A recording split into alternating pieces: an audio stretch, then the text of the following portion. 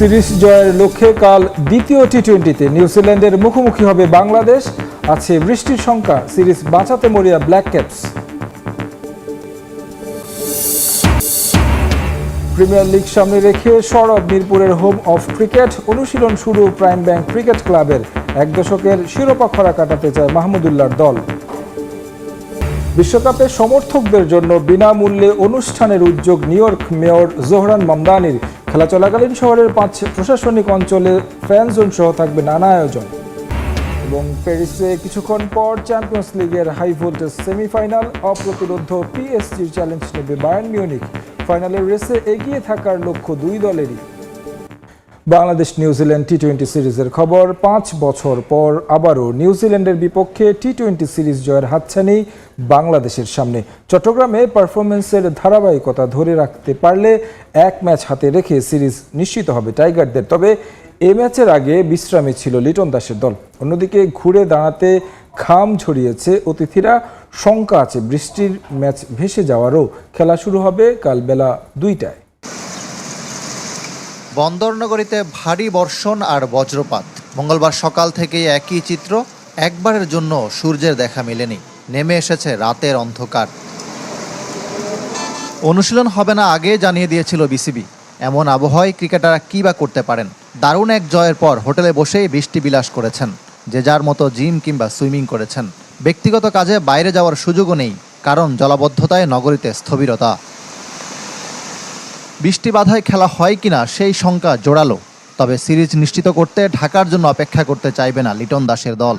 বন্দরনগরীর প্রথম ম্যাচে হয়েছে রান বন্যা। নিউজিল্যান্ডের রান তাড়ায় রেকর্ড গড়ে লিটন কুমার দাসের দল। একই ভেন্যুতে দ্বিতীয় ম্যাচ। প্রথম ম্যাচের মতো দ্বিতীয় ম্যাচের ভাগ্য ঠিক হবে উইলোবাজিতে।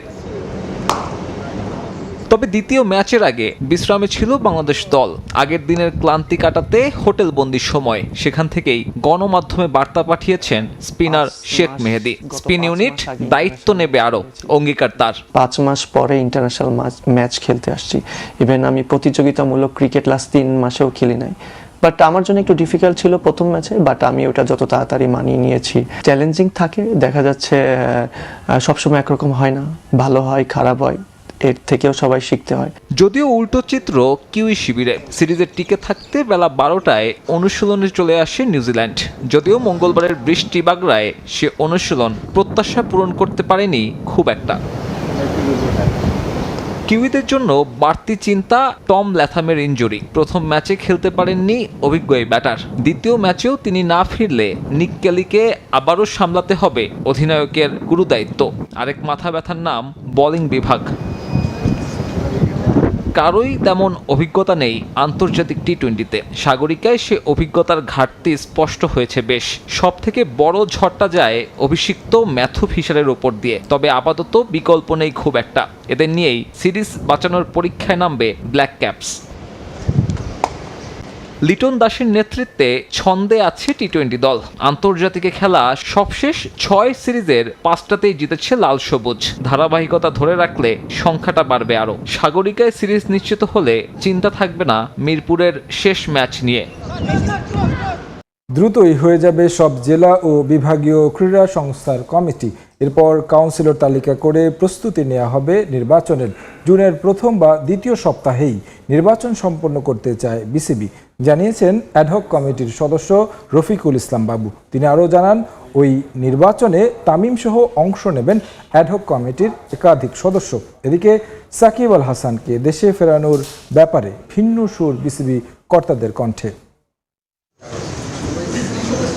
অ্যাডহক কমিটির মূল দায়িত্ব 3 মাসের মধ্যে নির্বাচন সম্পন্ন করে নতুন বোর্ডের কাছে ক্ষমতা হস্তান্তর। পাশাপাশি নিজেদের কাজের একটা ছাপও রেখে যেতে চাইবেন তারা। দেশের ইতিহাসের অন্যতম সেরা ক্রিকেটার তামিম ইকবাল সভাপতির দায়িত্বে বেশ তৎপর। জুনের প্রথম বা দ্বিতীয় সপ্তাহে নির্বাচন আয়োজন করতে চান বলে এরই মধ্যে জানিয়েছেন। যদিও প্রশ্ন ওঠে, এত দ্রুত জেলা বিভাগীয় ক্রীড়া সংস্থাগুলোর কমিটি করে কাউন্সিলর তালিকা তৈরি কি আদৌ সম্ভব? বর্তমানে অ্যাডহক কমিটির দাবি সবই হবে সময় মতো। জেলা বিভাগে আপনারা জানেন এখানে অ্যাডহক কমিটি করা হচ্ছে বিভিন্ন জেলা এবং বিভাগীয় কমিটিগুলি। সেই অ্যাডহক কমিটিগুলি ইতিমধ্যে জমা পড়া শুরু হয়েছে এবং অনেক অ্যাডহক কমিটি জমা পড়েছে। সেগুলি জমা পড়ার পরে অতি দ্রুত তারা নির্বাচন করে পূর্ণাঙ্গ কমিটি গঠন করবে এবং কাউন্সিলের নাম যখন চাওয়া হবে বিসিবি নির্বাচনকে কেন্দ্র করে, তখন তারা কাউন্সিলের নাম পাঠাবে। শুধু তামিম ইকবাল নন, বর্তমান অ্যাডহক কমিটির অনেকেই নির্বাচনে অংশগ্রহণের ব্যাপারে আগ্রহী। তামিম ইকবাল একটি কথা বলেছে যে কিছুদিন আগে প্রেসের সাথে বলেছে যে আমি নিজে এখানে নির্বাচন করতে চাই এবং নির্বাচনে আমাদের এখান থেকে যে অ্যাডহক কমিটি আছে এখান থেকে অনেকেই নির্বাচন করার আশা ব্যক্ত করেছেন। আমরা আশা করছি আগামী নির্বাচনে এখানে বেশ কয়েকজন অ্যাডহক কমিটির সদস্য নির্বাচন করবেন। এদিকে বেশ কিছুদিন সাকিব আল হাসানকে দেশে ফেরানো নিয়ে ইতিবাচক কথা শোনা গেলেও এখন ভিন্ন সুর। সাকিব আল হাসানের বিরুদ্ধে যে সমস্ত অভিযোগগুলি আছে সেই অভিযোগগুলি সে ফেস করবে, আদালতকে ফেস করবে। বাংলাদেশে এখন আইনের শাসন চলছে, সার্বভৌমত্বের সরকার, গণতান্ত্রিক সরকার। এই সরকারের কাছে সে এরকম আস্থা রাখতে পারে যে আমি আইনকে ফেস করে আমি আবার খেলোয়াড়ের জীবন ফিরে যেতে চাই, সেটা তার ব্যাপার, সে আইনকে ফেস করবে কি না। তবে এখন যেহেতু আইনের প্রতি সবাই শ্রদ্ধাশীল, তাকে আইন ফেস করেই আসতে হবে। চট্টগ্রামে বাংলাদেশ নিউজিল্যান্ড প্রথম টি-20 ম্যাচের দিন সাকিবের প্ল্যাকার্ড নিয়ে মাঠে ঢুকতে বাধার মুখে পড়তে হয়েছিল ফ্যানদের। এ নিয়ে ব্যবস্থা নেওয়ার কথাও জানানো হয়েছে বোর্ডের পক্ষ থেকে। তবে সবকিছু মিলিয়ে সাকিবের দেশে এসে বিদায়ী ম্যাচ খেলার স্বপ্ন পূরণ এখন বেশ কঠিনই মনে হচ্ছে। প্রিমিয়ার লিগ সামনে রেখে আবাহনী বাদে এদিন মিরপুরে প্রথম অনুশীলন করেছে ডিপিএল এর সব ক্লাব। তবে সকালে বৃষ্টি বাধায় কেবল জিম সেশন করতে পেরেছে প্রাইম ব্যাংক। 10 বছরের শিরোপা খরা কাটাতে আত্মবিশ্বাসী ক্লাবটির ক্রিকেটার আজিজুল হাকিম তামিম মাহমুদুল্লাহ আলিসদের দলে নিয়ে আসরে বড় স্বপ্ন দেখছেন প্রাইম ব্যাংক হেড কোচ তালহা জুবায়ের। ঘরে ট্রফি নেই 10 বছর ধরে। গেল মৌসুমে শামীম রিশাদদের নিয়েও বাজে সময় কাটিয়েছে প্রাইম ব্যাংক। আক্ষেপ ঘোচাতে নতুন মৌসুমে আরও শক্তিশালী ক্লাবটি হাজির প্রথম আনুষ্ঠানিক অনুশীলনে, কিন্তু বাধা বৃষ্টি। ব্যাটে বলের অনুশীলনের সুযোগ হয়নি মাহমুদুল্লাহ আলিসদের। প্রথম সেশন কেটেছে মিরপুরের জিমে। তরুণ অভিজ্ঞ মিলিয়ে দল গড়েছে ব্যাংক ক্লাবটি। জাতীয় দলের ব্যস্ততা শেষে যোগ দেবেন তানজিদ তামিম, তানজিম সাকিব ও শামীম পাটোয়ারি। বাকিরা সবাই এদিন অনুশীলন করেছেন।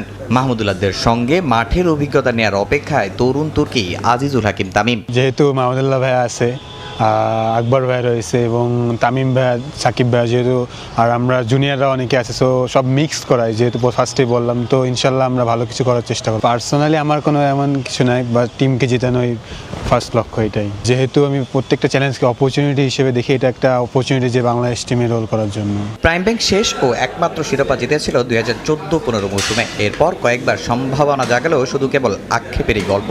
টেবিলের 7 নম্বরে থেকে গত মৌসুম শেষ করে বড় ধাক্কায় খেয়েছিল ক্লাবটি। এবার নিজেদের প্রমাণের চ্যালেঞ্জ। ডাগআউটে মাস্টারমাইন্ড তালহা জুবায়ের। আমাদের টিমে মাহমুদুল্লাহর মতো এক্সপিরিয়েন্সও আছে, at the same time Azizul Hakim Tamim just recently under nineteen world cup খেলে আসছে, এরাও আছে। অনেক সময় সিজন খারাপ যায় অনেকের, কিন্তু আই হোপ যে প্রত্যেকেই ভালো খেলবে যার যার নিজের জায়গা থেকে। এবং যেহেতু আমার টিমে ধরেন আমার বেঞ্চে যারা থাকবে তারা প্রত্যেকে কেপেবল খেলার জন্য। আমি আশা করব যারা অপরচুনিটি পায় তারা যেন একদম নিজের মন খুলে খেলতে পারে। টিম ফার্স্ট, এটা অবশ্যই টিমের যেটা প্রয়োজন। সো সবারই প্রত্যেকের এই ইন্ডিভিজুয়াল রোল থাকবে, কার কখন কি দায়িত্ব সেটা একদমই ক্লিয়ার করে দেওয়া হবে। সো আই হোপ যে তারা মেনটেন করে খেলতে পারবে। বৃষ্টির বাধায় প্রাইম ব্যাংক না পারলেও সময় বাড়ার সঙ্গে সঙ্গে মিরপুরের আকাশে দেখা গেছে রোদ। ব্যাট বলের অনুশীলন করেছে মোহামেডান ঢাকা লিপার্স। শেষ বিকেলে অনুশীলনে নিজেদের ঝালিয়ে নেন লেজেন্ডস অব রূপগঞ্জের ক্রিকেটাররা। বাংলাদেশের পর অস্থিরতা দেখা দিয়েছে শ্রীলঙ্কা ক্রিকেট বোর্ডেও। পরিবর্তন আসতে যাচ্ছে পুরো বোর্ডে। টানা 7 বছর দায়িত্ব পালন শেষে পদত্যাগ করবেন সভাপতি শাম্মী ডিসিলভা। একই সঙ্গে পরবর্তী নির্বাচন পর্যন্ত একটি অন্তর্বর্তী কমিটি গঠন করা হবে বলেও জানা গেছে, যেখানে দায়িত্বে আসতে পারেন লঙ্কানদের হয়ে বিশ্বকাপ জয়ী রোশান মহানামের মতো কিংবদন্তিরা।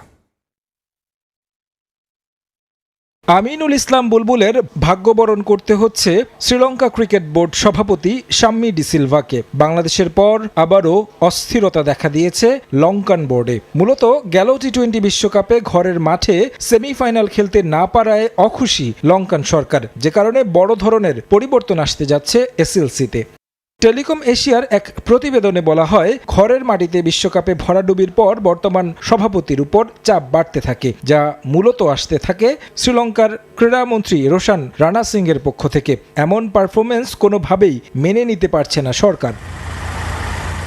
এর আগেও রানাসিংহে ক্ষমতা গ্রহণের পর শাম্মী ডি সিলভাকে সরিয়ে একটি অন্তর্বর্তী কমিটি গঠন করেন, যার ফলশ্রুতিতে সরকারের হস্তক্ষেপের অভিযোগ এনে আইসিসির পক্ষ থেকে নিষেধাজ্ঞা দেওয়া হয় লঙ্কান বোর্ডের উপর। পরবর্তীতে তাৎক্ষণিক সেই সিদ্ধান্ত থেকে ফিরে এসে আবারও শাম্মী সিলভাকে সভাপতি হিসেবে পুনর্বহাল করা হয়। এবার অবশ্য ভিন্ন পথ অবলম্বন করতে যাচ্ছে লঙ্কান ক্রীড়া মন্ত্রণালয়। বর্তমান অবস্থা নিয়ে লম্বা আলোচনা হয়েছে শাম্মীর সঙ্গে। এরই মাঝে বোর্ড সভাও করেছেন প্রবীণ এই সংগঠক, যেখানে তিনি শিগগিরই নিজের পদ থেকে পদত্যাগ করবেন বলে জানিয়েছেন। একই অবস্থা হতে পারে বাকি পরিচালকদেরও, তার সঙ্গে পদত্যাগ করতে যাচ্ছেন বাকিরা, যার ফলে সরকারের পক্ষ থেকে কোনো ধরনের চাপ দেওয়ার প্রশ্ন আসবে না। এরই মধ্যে ক্রীড়া মন্ত্রণালয় একটি অ্যাডহক কমিটি গঠনের পরিকল্পনা হাতে নিয়ে রেখেছে, যেখানে শীর্ষ পদ পাওয়ার দৌড়ে সবার মাঝে এগিয়ে এরান বিক্রমারত্নে, যিনি ছিলেন সাবেক ক্রীড়াবিদ এবং বর্তমানে রাজনীতিবিদ। আছেন জাতীয় অলিম্পিক কমিটির সাবেক প্রধান সুরেশ সুব্রামানিয়াম, সাবেক বিশ্বকাপ জয়ী ক্রিকেটার রোশান মাহানামার মতো অনেক প্রাক্তন ক্রিকেটার। নতুন নির্বাচন আয়োজন হওয়া পর্যন্ত এই কমিটি দায়িত্ব পালন করবে। মূলত এসএলসির দুরবস্থা নিয়ে স্পিন কিংবদন্তি মুত্তিয়া মুরলীধরনের আইনি পদক্ষেপ নেয়ার পর সংস্কারের এই কার্যক্রম জোরালো হয়। নতুন নির্বাচনের মাধ্যমে লঙ্কান ক্রিকেট সঠিক দিক নির্দেশনা পাবে বলে মনে করেন সংশ্লিষ্টরা।